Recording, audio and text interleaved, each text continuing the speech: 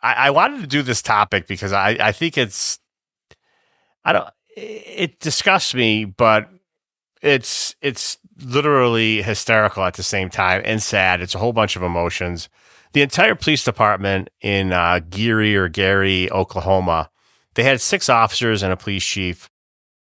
They all resigned. So the former police chief, her last name is Ford, Alicia Ford, was the police chief. She had given city council and the mayor enough time. She gave them a timeline. She says, hey, listen, I need more cops. We're understaffed. We're underpaid.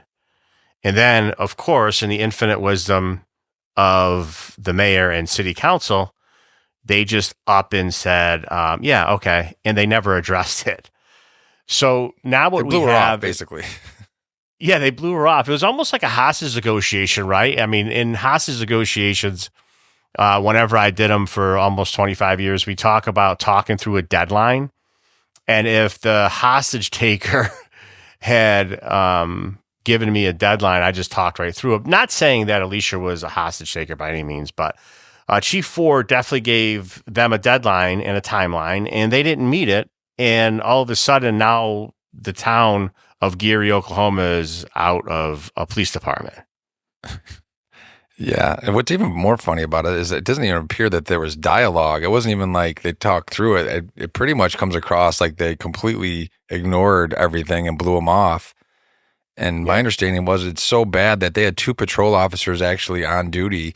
They were working 24-hour shifts. Isn't that crazy? Yeah. So, it goes towards the unfortunate climate in a lot of cities in America. Obviously, there's a smaller town, but it's mirrored in larger towns by the lack of resources that are given to the police departments nowadays.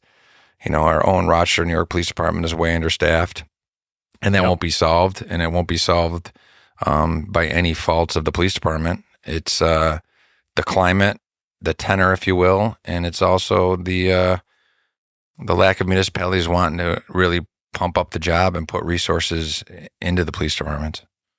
Yeah, I don't disagree. I mean, when you talk about this police department in Oklahoma, I mean, the sad reality, this isn't the first time it happened in the recent past.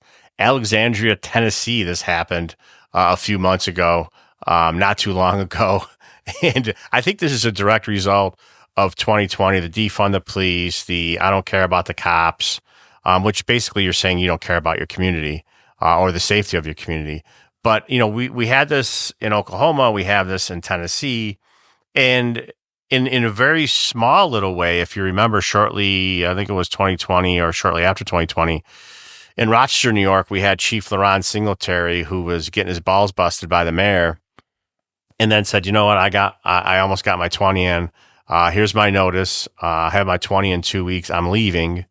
See you later. He left, and his whole executive staff filed suit. Yep. So and ironically, the mayor was arrested after that too. That's the ironic thing. So out walked, a police chief with 22 decades of police experience. And Laron was unique in that, he was the poster boy for what a police chief, what I think municipalities are looking for. You had, I'm just going to call him a kid because he's way younger than us. But, you had a kid who grew up in the city of Rochester. He grew up here, went to city schools here, was a police trainee with us when we were on the job. He was, a cadet or whatever they call that. Went through our academy, went through the ranks of the police department. I mean, you don't get any more homegrown than that. And then, he walked out the door and said, I'm leaving. And then his executive staff said, yeah, we're leaving. So his deputy chiefs and commanders walked out the door with him. And then here the mayor of Rochester, Lovely Warren at the time, was left holding the bag like, whoa, hold on, what the hell's going on here?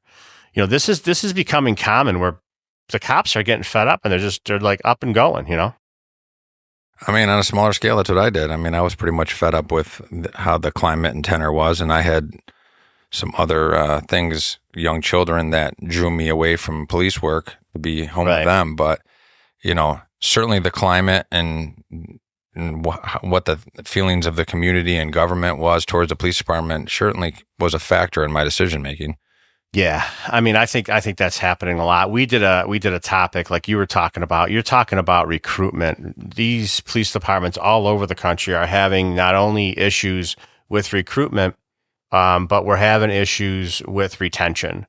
Not only getting new cops to come on the job, we're having issues telling the old guys or the people, the veterans, to stay on the job. That's a huge problem, not only locally in Rochester, but all over the country right now. People want to start second careers when they can because, it's just not worth the stress and aggravation. It's a tough job to begin with, but then when you add the emotional and mental side of things that comes from not being supported by the community and or local government, it makes it so people don't want to do it.